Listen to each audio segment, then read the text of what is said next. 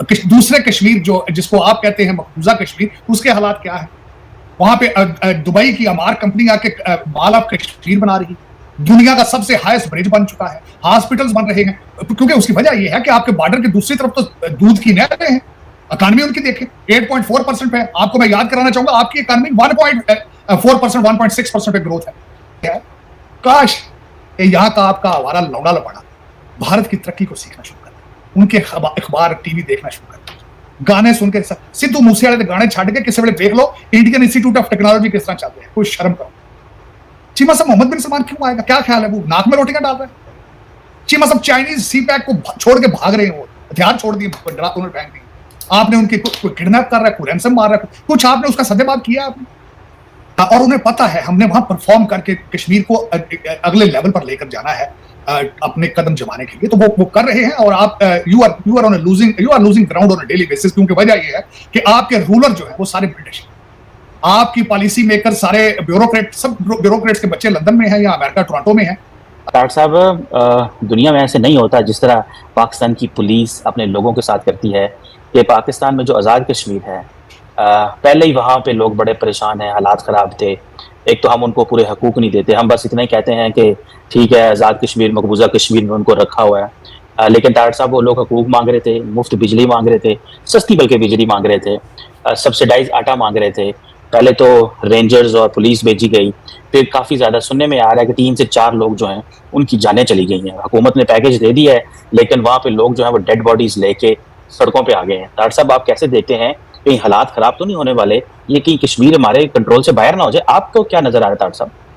चीमा साहब आपने आज कश्मीर की बात की है, मेरा उसके है तो ये मुनासिब तो नहीं लगता, लेकिन मेरा ये क्वेश्चन होगा कि क्या पाकिस्तान के हालात ठीक है? अगर कश्मीर के हालात खराब हैं तो पाकिस्तान के इन्फ्लेशन के हालात क्या है? पाकिस्तान के अंदर लॉ एंड ऑर्डर के हालात क्या है? पाकिस्तान की अदालतें क्या कर रही हैं? पाकिस्तान का सियासी सर्कमस्टांसिस क्या है? पाकिस्तान के ट्रेड के हालात क्या है? चीमा साहब मैं बल्कि ये कहूंगा, मैं हैरान था, कल बीबीसी ने रिपोर्ट किया है कि किस तरीके से 40,000 टन गंदम सिंध के गोदामों से अफगानिस्तान स्मगल कर दिया। कुछ 4-5 बोरियां नहीं है चीमा साहब, 4-5 बोरियां नहीं है, पूरी मशीनरी हुकूमत की इन्वॉल्व है जो अफगानिस्तान स्मगल की है। बिलियंस ऑफ डॉलर की वो गंदम कितनी तादाद ले रही, कितनी तादाद है? अब दूसरा जो कश्मीर के हवाले से अगर जो मैं बात करना चाहूंगा, तो कश्मीरी जाहिर है वो आंखों से अंधे और कानों से बहरे नहीं है कि दूसरे कश्मीर जो जिसको आप कहते हैं मकबूजा कश्मीर, उसके हालात क्या है? वहां पे दुबई की अमार कंपनी आके माल ऑफ कश्मीर बना रही है। दुनिया का सबसे हाईएस्ट ब्रिज बन चुका है, हॉस्पिटल्स बन रहे हैं, क्योंकि उसकी वजह यह है कि आपके बॉर्डर की दूसरी तरफ तो दूध की नहरें हैं। इकॉनमी उनकी देखें 8.4% पे। आपको मैं याद कराना चाहूंगा, आपकी इकॉनमी 1.4%, 1.6% पे ग्रोथ है। तो वो आपका क्या ख्याल, वो खबरें नहीं पढ़ रहे? वो दुनिया, मैंने आज से बड़ा अरसा पहले चीमा साहब आपके साथ ही इस चीज का मैंने खदशे का इजहार किया था कि ये जो कुछ दूसरे कश्मीर में हो रहा है, आप अपने कश्मीरियों को कंट्रोल किस तरह करेंगे? आप किस तरह कंट्रोल करेंगे जब कश्मीर से दूसरी तरफ जो हालात हो गए? आप क्या बताएंगे अपने कश्मीरियों को? लेकिन आपके पास तो आज पाकिस्तानियों को बताने के लिए भी कुछ नहीं है। अगर देखा जाए तो पूरा पाकिस्तानी कश्मीर है इस वक्त। अगर देखा जाए, जिस प्राइम मिनिस्टर को जहाज में बैठे ये ना पता हो कि जहाज ने इस्लामाबाद लैंड करना है, लाहौर लैंड करना है, कराची लैंड करना है, अमृतसर लैंड करना है, उसको पता ही नहीं। फिर जो पिछला आपका केयर टेकर प्राइम मिनिस्टर है, वो कहता है बस $1 करोड़ के लिए मुझसे लड़ रहे हो आप। कहता है ये गंदम का स्कैंडल जो है ये तो चाय की प्याली में तूफान है। कहता है बस $1 बिलियन बस। वो काकड़ साहब अगर आपके पास जेब में $1 बिलियन चौक के मुंह पे मारोगे तो क्या चौकों पे मारे गल लग रही दोबारा मेरे में? बताइए कैसे लोगों को चीमा साहब, जालिम लोग हो आप चीमा साहब। वो कश्मीर के अंदर, अच्छा फिर दूसरी बात कहते हैं 23 अरब रुपए का वहां पे पैकेज दे दिया गया कश्मीर को। वो जो 23 अरब रुपया कहां से आएगा? 23 रुपया? 23 अरब रुपया आपने जो कहा बिजली और रोटी सस्ती कर दी जाए 2 हफ्ते के लिए, क्योंकि सस्टेनेबल तो नहीं है चीजें। किस तरह कंट्रोल करें? किसी माई के लाल ने आज तक उस 25 करोड़ लोगों में से आपके ग्रास रूट इश्यूज को डिस्कस किया है? लॉ एंड ऑर्डर को डिस्कस किया है? अदालतों की परफॉर्मेंस डिस्कस की है? एक्सपोर्ट को डिस्कस किया है आपने? बच्चों की तालीम पे तवज्जो दी है? चीमा साहब ये है दर हकीकत, मैं अब आपको क्या बताऊं कि आप किस डायरेक्शन में जा रहे हैं। आज की डिस्कशन क्या होगी, मैं इस पे बात करता हूं। आज क्या करें? कहते हैं जी हमने यारा त्यारे हम इराक को बेचेंगे तो यार दूध की नहरें चलेंगी। ये नहीं पता वो $1 बिलियन के बिके हैं, पता नहीं वो $1 बिलियन पाकिस्तान आना भी है नहीं आना, क्योंकि इराक के साथ तो दुबई है। इराक के करीब तो दुबई है भाई, जहां आपका $11 बिलियन पहले पड़ा है। और वो जो हथियारे बेच रहे हैं वो चाइना के बने हुए होने, आप यहाँ के तो बने हुए नहीं होने, सिर्फ उनका नाम J-17 है।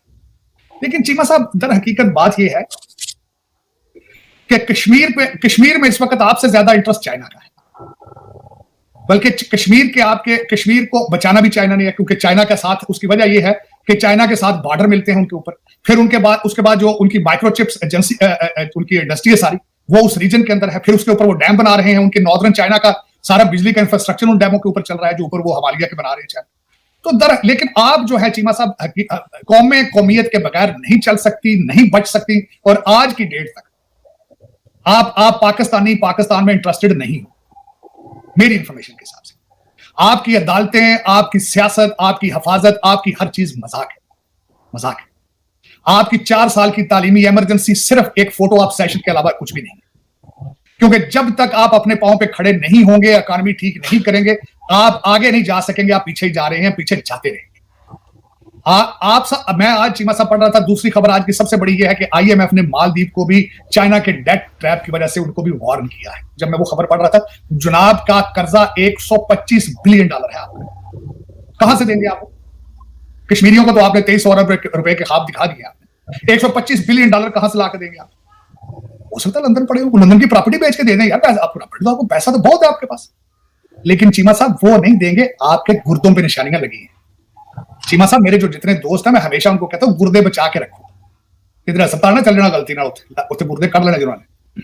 चीमा साहब, लेकिन देखें, आज कश्मीर का इशू ही नहीं है, इश्यूज तो बहुत ज्यादा है। आप कश्मीर कह रहे हैं कि कश्मीर का इशू, आप खैबर पख्तूनख्वा के हालात क्या है? गंडापुर साहब ने वहां से कौन कौन सी धमकी नहीं दी आपकी फेडरेशन को तोड़ने की? कौन कौन सी धमकी नहीं दी? कभी उन्होंने कहा कि हम इमरान खान को उठा के ले जाएंगे जेल से, कभी उन्होंने कहा इस्लामाबाद पे कब्जा कर लेंगे, कभी कहते हैं तुम्हारी औकात है, तुम हमसे माफी मांगो, पांव में पड़ो। क्या क्या धमकी उन्होंने आपकी फेडरेशन को नहीं दी? चीमा साहब, अगर आजाद कश्मीर एक प्रॉब्लम होता तो मैं आज लाजमी डिस्कस करता कि वाकई ये सब बिग इशू, लेकिन इंटायर पाकिस्तान का इशू कि चीमा साहब, आपकी फेडरेशन को जिस तरीके से आपके सारे सूबे चैलेंज कर रहे हैं। मैं बात कर रहा था कि सूबा सराज से गंडापुर साहब आपकी बगावत का ऐलान कर चुके हैं, बल्कि अगले दिन आपके आर्मी चीफ साहब ने लफ्ज बगावत इस्तेमाल किया है, उन्होंने बिल्कुल सही कहा है। दूसरा, आपका सूबा सिंध से 40,000 टन गंदम चोरी हो जाती है, अफगानिस्तान पहुंच जाती है। फिर बलूचिस्तान के अंदर ग्वादर में क्या नहीं हो रहा, कौन से चाइनीज काफिले के ऊपर हमले नहीं हो रहे। तो फिर अगर ये सारा कुछ ठीक होता तो फिर हम आज कश्मीर की बात करते हैं। हाँ, ये जरूर है कि अभी रिसेंट डेज में पहली दफा ये सारा कुछ हुआ कश्मीर में। लेकिन चीमा साहब, ये आपके लिए एक, मैं समझता हूं, वार्निंग है। वार्निंग से मुराद ये है कि ये चीजें, कहते जू दवा की मर्ज बढ़ता गया, ये मर्ज बढ़ता जाएगा, क्योंकि दूसरे कश्मीर पे लोगों का फोकस है, उधर बहुत ज्यादा पैसा इंफ्रास्ट्रक्चर पे लग रहा है। इलेक्शन के बाद मजीद उनके प्रोजेक्ट्स वहां चलेंगे। अम्मार दुबई, जो दुबई का सबसे बड़ा बिल्डर है, they are coming to Kashmir, और उन्हें पता है हमने वहां परफॉर्म करके कश्मीर को अगले लेवल पर लेकर जाना है, अपने कदम जमाने के लिए। तो वो कर रहे हैं, और आप you are losing ground on a daily basis, क्योंकि वजह ये है कि आपके रूलर जो है वो सारे ब्रिटिश, आपकी पॉलिसी मेकर सारे ब्यूरोक्रेट, सब ब्यूरोक्रेट्स के बच्चे लंदन में हैं या अमेरिका टोरंटो में हैं, आपके रूलिंग एलीट सारी लंदन बेस है। तो वो पाकिस्तान को बचाने की सलाहियत ना रखते हैं, ना सोच रखते हैं, ना विल रखते हैं। तो चीमा साहब, ये एक बहुत बड़ा लम्हा फिक्रिया है। अब इसमें टसल ये होगी कि पाकिस्तान में से कोई पाकिस्तानी पैदा होगा जो पाकिस्तान बचाएगा। ये ब्रिटिश एजेंट्स नहीं बचा सकते Pakistan. It is beyond their capacity and there thinking process. उनका ये सारे कॉलोनियल पीरियड से आजाद नहीं हो सके अभी तक जो आपको चलाने वाली चीमा साहब। तो ये माजरत के साथ, और ये 6 साल का प्रोसेस है, आज का नहीं चीमा साहब। इंपीरियल आर्मी का कॉन्सेप्ट, आपकी सिविल सर्विस का कॉन्सेप्ट, आपकी जुडिशरी का कॉन्सेप्ट। देखिए, आज तक मुझे ये बताएं, मेरे वाले साहब सिविल प्रैक्टिशनर थे, हर साल अगस्त के अंदर अदालतें आज भी बंद हो जाती, क्योंकि उसकी वजह यह है कि भारत से गर्मियों में गोरा जो था वो शिमला शिफ्ट हो जाता था, यहां से मरी शिफ्ट हो जाते थे गोरे। तो आप अभी तक कॉलोनियल पीरियड से गुजर रहे हैं। You are not free people, you don't have capacity, you don't have ability to enjoy freedom. आप फ्रीडम एंजॉय करने नहीं चाहते चीमा साहब, आपको पता ही नहीं फ्रीडम क्या होती है। You are last nation. Originally सबसे पहले तो आपको आइडेंटिटी का क्राइसिस है, फिर आपको थिंकिंग क्राइसिस है, फिर लंदन फोबिया, आपको मारे जा रहा है, खत्म कर दिया उसने आपकी नस्ल। Your DNA has been changed, altered, corruption has gone into your bone marrow. And जब तक वो मेजर ऑपरेशन नहीं होगा, मेजर सर्जरी नहीं होगी, कल की गुंजाइश नहीं। डॉक्टर साहब वो मोहम्मद बिन सलमान जो है वो आ रहे थे लेकिन वो नहीं आए, सुना है वो कहते हैं कि जब तक मुल्क में इंस्टेबिलिटी है हम कैसे आ सकें, और हुकूमत ने गलत डेटें जान के मीडिया को जारी कर दी, हालांकि ऐसी बात ही कोई नहीं थी। और वो तो जापान जा रहा है इन डेटों पे। मजे की बात है, उन 20, 21, 22 को वो जापान जा रहा है, लेकिन हुकूमत ने मीडिया को रिलीज कर दी। डॉक्टर साहब आपको लगता है कि सऊदीज इस एनवायरनमेंट में इंटरेस्टेड होंगे पैसा लगाने में पाकिस्तान? चीमा साहब सऊदीज को इन्वेस्ट तो चले हो सकता है, क्या पता है वो भी कोई किसी नशे में घूम रहे हो तो शायद को पैसे लगा दें, वरना कोई बादशाह आदमी तो पाकिस्तान में मुझे कन्विंस करे मैं पाकिस्तान आके पैसे लगाऊं। मैं पाकिस्तानी हूं, I speak Pakistani language, I was born there. मैं विजिट करने जाऊं तो 2 दफा सोचता हूं। मेरे दोस्त यहाँ पूछना शुरू होते हैं, खैर आगे पाकिस्तान चल रही। चीमा साहब मोहम्मद बिन सलमान क्यों आएगा, क्या ख्याल है, वो नाक में रोटियां डाल रहा है? चीमा साहब चाइनीज सी पैक को छोड़ के भाग रहे हैं, वो हथियार छोड़ दिए, ड्रा उन्होंने फेंक दिए। आपने उनके कोई किडनैप कर रहा है, कोई रैंसम मार रहा है, कुछ आपने उसका सदेबाब किया आपने? सवाए बयान के आईएसपीआर ने सिर्फ ये कहा है कि ये अफगानी कर रहे हैं। भाई आप क्या कर रहे हैं? अफगानियों ने तो करना है, वो तो आपको काफिर समझते हैं, वो कहते हैं आप तो मुसलमान ही नहीं हो। टीटीपी का क्या मंशूर है, वो कहते हैं इस्लामाबाद पे कब्जा करके शरिया एनफोर्स करनी, उनका तो काम है आपको मारेंगे। आप क्या कर रहे हैं? आपने तैयार किए हैं तालिबान, आप ला ला के इनको इधर सेट करने के चक्कर में थे। अब मेरे शेख रशीद ने कहा था 5,000 तालिबान की फैमिलियां इस्लामाबाद के आसपास सेटल। 6 महीने पहले आपकी पॉलिसी कुछ और होती है, 6 महीने बाद अच्छे तालिबान है बुरे तालिबान है, आपकी तो सोच ही नहीं ठीक अभी तक, आज तक हुई। अच्छा दहशतगर्द तो बुरा दहशतगर्द कौन सा होता है भाई, जरा डिफाइन तो करें इसको। आप दुनिया इसलिए परेशान है, आप पैसेट बेचते लेता कोई नहीं।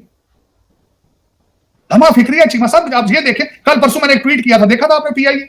मैंने ट्वीट कि वो 6 साल के बच्चे की डेड बॉडीज कर दूं, वो भूल के वहां फ्लाइट वहां चला गया। पूछने वाला भी कोई नहीं चीमा साहब, क्या फर्क पड़ता है?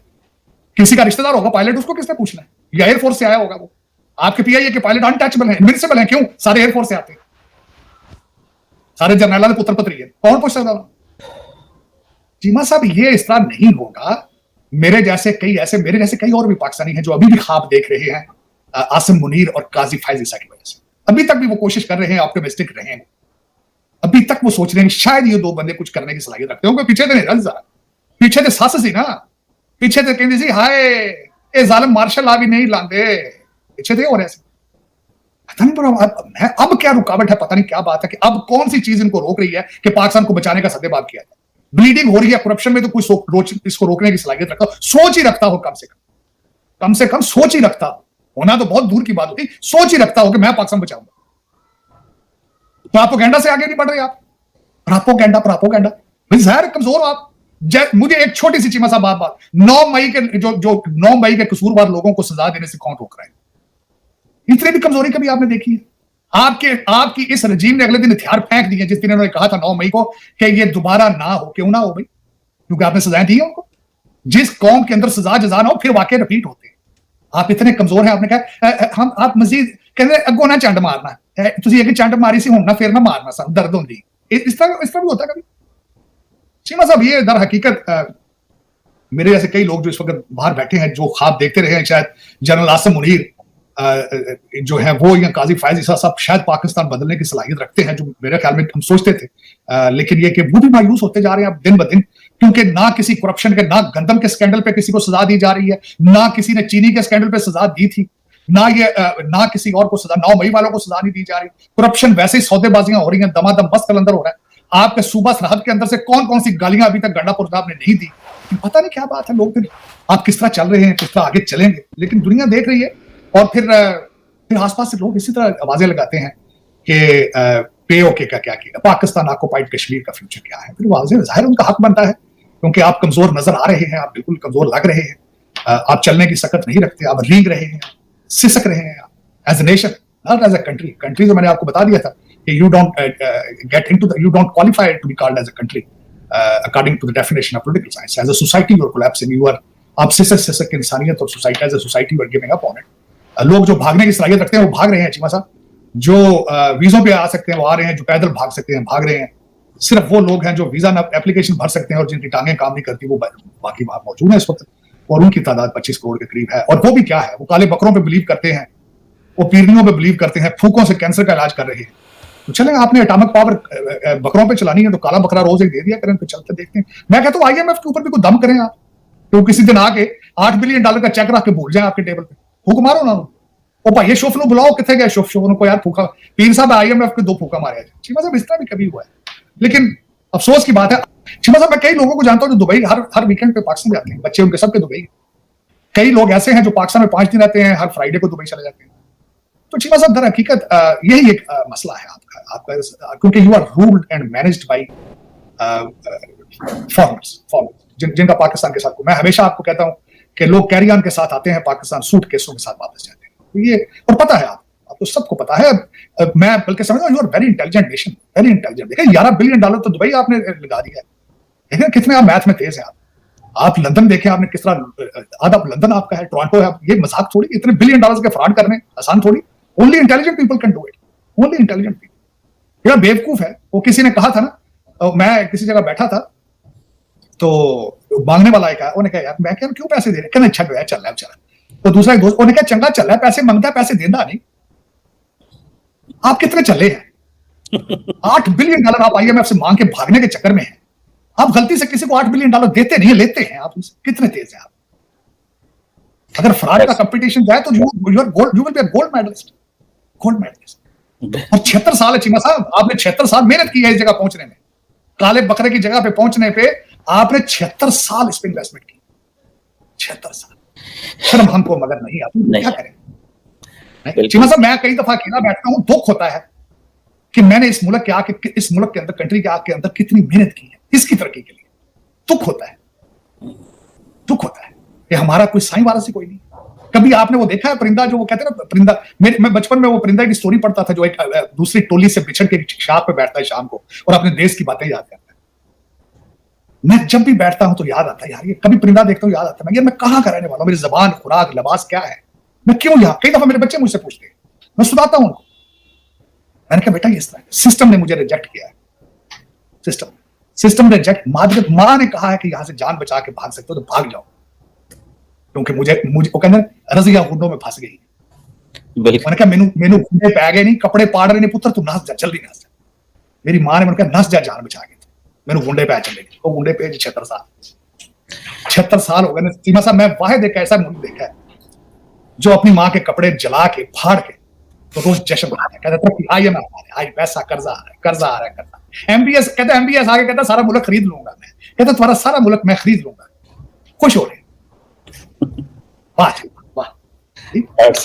लेकिन एक बात ये है, काश यहाँ का आपका आवारा लौड़ा लपाड़ा भारत की तरक्की को सीखना शुरू कर दे, उनके अखबार टीवी देखना शुरू कर दे, गाने सुन के, सिद्धू मूसेवाले के गाने छाड़ के किसी वेले देख लो इंडियन इंस्टीट्यूट ऑफ टेक्नोलॉजी किस तरह चलते हैं, कोई शर्म करो। लेकिन वो पता नहीं, फिर वो उस तरफ नहीं जाना। वो हमारे जैसा बंदा उधर जाए, कहते नहीं जी हम तो जिहाद करेंगे, साडी डेस्टिनेशन अफगानिस्तान है। तो उनके गाने सारे सिद्धू मूसेवाले सुनने बैठ सुबह शाम। बॉलीवुड किसी शादी में चले जाए आप, इस तरह लगता है जिस तरह इंडिया में शादी हो रही, हर गाना इंडिया का ला के नच रही थोड़ी नेशन सारी जड़े। और जितने और शाम को बैठे सारे पीटीआई के वर्कर होंगे, शामी बैठे मुर्शद कर रहे होंगे, उत्थे सारे जड़े भैन भरा नच रहे होंगे इंडियन गाने। ये चीज़ इस तरह, this is not how the nation. Jinnah चਿਰ ਤੁਸੀਂ जब तक मैंने कहा कि आपको मेजर कोई आके कार्डियोलॉजिस्ट सर्जरी नहीं करेगा, आपकी चारों की चारों आर्टरीज ब्लॉक है, चारों की चारों आपकी चारों आर्टरीज के अंदर डॉलर फंसेंगे। वो कार्डियोलॉजिस्ट को आके जितना अरसा उसका ओपन हार्ट सर्जरी नहीं करेगा, मैं समझता था काजी हमारे जो आसिम मुनीर साहब है, is a very famous cardiologist, मैं समझता था, उससे एक्सपेक्ट कर रहा था, लेकिन लोग बेचारे नहीं, उनके वो एस्प्रिन देख के साइड पे बैठ गए, कहते हैं बेबी एस्प्रिन खा लें शायद फर्क पड़ जाए। लेकिन ये तो चारों आर्टरीज ब्लॉक है। सब आजा ने नई टर्मिनोलॉजी दे दी है, आर्टरीज में डॉलर फंसे हैं। अब देखते हैं कि तार साहब क्या फंसा हुआ है उसमें। और आपकी बात सही है, शर्म हमको मगर नहीं आती। आप सही कहते हैं कि मादर मिल्लत ने, आप अगर जितना काम आपने वहाँ किया है, अगर आप पाकिस्तान में कर रहे होते तो पाकिस्तान कहाँ पहुँच जाता। लेकिन सारी बात है, सिस्टम ने हर बंदे को यहाँ से निकाला। तो दोस्तों जैसे कि आपने क्लिप में देखा कि जो पाकिस्तान का ख्वाजा आसिफ है, जो कि सो कॉल्ड डिफेंस मिनिस्टर है, जिसकी औकात टके की भी नहीं है, मतलब कि पाकिस्तान के अंदर बता रहा हूँ, उसकी औकात टके की भी नहीं है, कोई पूछता तक नहीं है उसको। बस वो मतलब कि खाली एक सीट है जो कि मतलब कि भाई बना रखी है डिफेंस मिनिस्टर, उसका कोई काम नहीं है भाई साहब डिफेंस से रिलेटेड, कुछ भी चीज़ से रिलेटेड, किसी भी चीज़ से रिलेटेड। बस उसको खबर, उसको बस पोपेट की तरह बैठा रखा है कि खबर यहाँ से वहाँ, यहाँ से वहाँ। लेकिन वो यार इतनी बड़ी बड़ी खबरें दे देता है पूरी दुनिया को, मतलब कि ऐसे ऐसी चीज़ें बता देता है ना भाई, वो ऐसे डीप स्टेट की भाई ऐसी चीज़ बता देता है ना कि भाई समझ आती है कि भाई सब या तो सच बोल रहा है या तो बहुत बड़ा झूठ बोल रहा है। लेकिन भाई इसकी बातों में ना आजकल सच्चाई नज़र आने लगी है, क्योंकि भाई साहब इसने कुछ टाइम पहले, अभी कुछ महीनों पहले कहा था कि we have been doing dirty work for many times, many years. ठीक है, इसने कहा था अमेरिका को लेकर कि भाई हमने अमेरिका के लिए बहुत गंदा काम किया है। ठीक है, बहुत ज़्यादा काम किया है, उसी वजह से ही डॉलर मिले थे पाकिस्तान को, ठीक है। ये कहा है भाई ये ख्वाजा आसिफ ने, इसी वजह से पाकिस्तान को डॉलर मिले थे। डॉलर मिलने का कारण ही यही है कि भाई इन्होंने काम किया है, अमेरिका ने काम किया है, पाकिस्तान ने काम किया है अमेरिका के लिए, बहुत गंदे काम किए हैं। मतलब कि भाई साहब मुजाहिदीन क्या बोलते हैं उसे, मुजाहिदीन तैयार करना, ठीक है भाई साहब। और भाई अफ़गानिस्तान की क्या बोलते हैं वो क्या बोलते हैं, जो तालिबानों को तैयार करना, रूस की फ़ौजों से लड़ने के लिए, अमेरिका का साथ देने के लिए, अमेरिका को मतलब कि अफ़गानिस्तान में दाखिल करने के लिए बहुत सारे गंदे काम किए गए हैं। लेकिन भाई अब ये सारी चीज़ें एडमायर भी कर ली गई हैं। और एक सवाल और पूछा था भाई साहब इस ख्वाजा आसिफ से कि भाई आपने मतलब कि भारत के जहाज़ गिराए हैं तो उसके कोई प्रूफ दे दो, तो इसने कहा था social media, it's all on social media. ये तो हालात हैं इनके भाई साहब, और ऊपर से डिंगे इतनी मारते हैं कि भाई साहब इन्होंने पता नहीं क्या ही फतेह कर लिया हो, क्या ही कर लिया हो। अरे भाई साहब भारत के जहाज़ अंदर घुस के मार के ठोक भी चले भी गए, ठीक है। अगर मैं ये नहीं कह रहा कि मैं भारत का बिल्कुल नुकसान नहीं होगा, थोड़ा बहुत नुकसान हुआ होगा, क्योंकि कोलेटरल डैमेज कहा जाता है उसको भी भाई साहब। देखो मतलब कि भाई साहब अगर हम रिटेलिएट करते हैं तो भाई थोड़ा बहुत नुकसान होगा। लेकिन भाई ये कहना कि भाई हमने इतने जहाज़ गिरा दिए, ये गिरा दिए, वो गिरा दिए, पता नहीं किस उसमें रहते हैं। हाँ कुछ मिसाइलें भाई साहब इन्होंने रोकी होंगी, इनके पास भी थोड़ा बहुत है कचड़ा वो, जैसे कि चाइना का माल एयर डिफेंस सिस्टम और भाई अमेरिका का एयर डिफेंस सिस्टम रखा होगा, थोड़ी बहुत मिसाइलें मारती होंगी इन्होंने, मानते हैं, ठीक है। वैसे वो तो हर कोई कर सकता है, वो तो वह छोटे से छोटा देश कर सकता है। आजकल तो हर देश के पास में एयर डिफेंस सिस्टम लेके घूम रहा है हर कोई। तो भाई इन्होंने तो एक दो मिसाइलें मतलब कि गिरा दी होंगी, तो भाई से सोच रहे कि भाई साहब हमने पता कर लिया, जहाज़ गिराए तो भाई प्रूफ दे देते, प्रूफ है नहीं इनके पास, ठीक है। तो अब इसने पता क्या चीज़ छोड़ी है, अब इसने छोड़ी है एक चीज़, इसने कहा है कि भाई साहब जो मतलब कि भाई देखो मैं आपको आर्टिकल ना पढ़ के बता देता हूँ। इसने कहा क्या, टाइम्स ऑफ इंडिया का आर्टिकल है, पीओके पीपल नॉट पाकिस्तानीज। इसने कहा है कि पीओके के जो पीपल है ना, लोग हैं जो, वो पाकिस्तानी क्या बोलते हैं, वो पाकिस्तानी नहीं है, ठीक है। Khawaja Asif's double insult as protesters are staffed shoot silenced. मतलब कि शूट किया गया कश्मीरी लोगों को जो प्रोटेस्ट कर रहे थे, अपने दाल रोटी की मांग कर रहे थे भाई साहब, ठीक है। कह रहे थे कि पानी वानी का झंझट जो हो रहा है भाई, बिजली का झंझट हो रहा है, वो सारा हमें निपटाया दिया जाए और हमें दिया जाए भाई साहब, सब्सिडी वगैरह दी जाए। तो भाई उसको लेकर कहा है कि ये पाकिस्तानी नहीं है, ठीक है। उसने कहा है कि भाई कश्मीरी भी नहीं है, देखो नॉट कश्मीरी नॉट पाकिस्तानी, ठीक है, दोनों चीज़ कही। Those remarks have put Pakistan defence minister Khawaja Asif at the centre of a major political storm. His comments come and as amid escalating protests in Pakistan occupied Kashmir, where demonstrators are challenging Islamabad authority and accusing government of collective punishment. Reports suggest disruptions to food, medicine and fuel supplies, while internet restrictions have further isolated communities. The controversy has exposed divisions with Pakistan's political establishment and renewed scrutiny of Islamabad's treatment of POK dissidents. As criticism grows, Pakistan's long-standing narrative on Kashmir is facing uncomfortable questions. This report explores the protests, the crackdown, the political infiltrating, the international reaction, and why Khwaja Asif's remarks could becomes one of the most damaging conflicted controversies for Pakistan in recent years। मतलब कि भाई साहब सारी चीज़ क्या है ना, Pakistan occupied Kashmir में ना, मतलब कि भाई साहब जो कश्मीरी लोग हैं ना, वो मतलब कि चैलेंज कर रहे हैं भाई साहब, मतलब कि संघर्ष कर रहे हैं भाई साहब। फूड, मेडिसिन और फ्यूल सप्लाईज़ के लिए इंटरनेट कनेक्शन वगैरह कुछ भी नहीं है वहाँ पे भाई, कुछ भी नहीं कर गया। एक तरफ भारत का कश्मीर देखो और एक तरफ दूसरा ये पाकिस्तान का सो कॉल्ड कश्मीर देखो भाई साहब।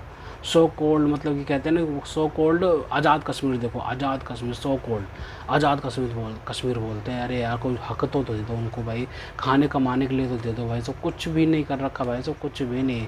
पीओके भी एक दिन भाई भारत का हिस्सा हो जाना सबको पता है, ये बात पाकिस्तान को भी पता है, ठीक है भाई साहब। लेकिन भाई साहब ये अपने कश्मीर में कोई डेवलपमेंट नहीं करते हैं, कर भी नहीं सकते हो, लेकिन करते भी नहीं हैं, करने की सोच भी नहीं है इनके। करेंगे भी कैसे जब इनकी चीज़ है ही नहीं, ठीक है, इनका कश्मीर वो पीओके है ही नहीं, तो भाई साहब ये क्यों करेंगे, उनके लिए क्यों करेंगे ये भाई साहब, ठीक है। ये मतलब कि भाई साहब उनके लोगों की आवाज़ दबाते हैं, ठीक है।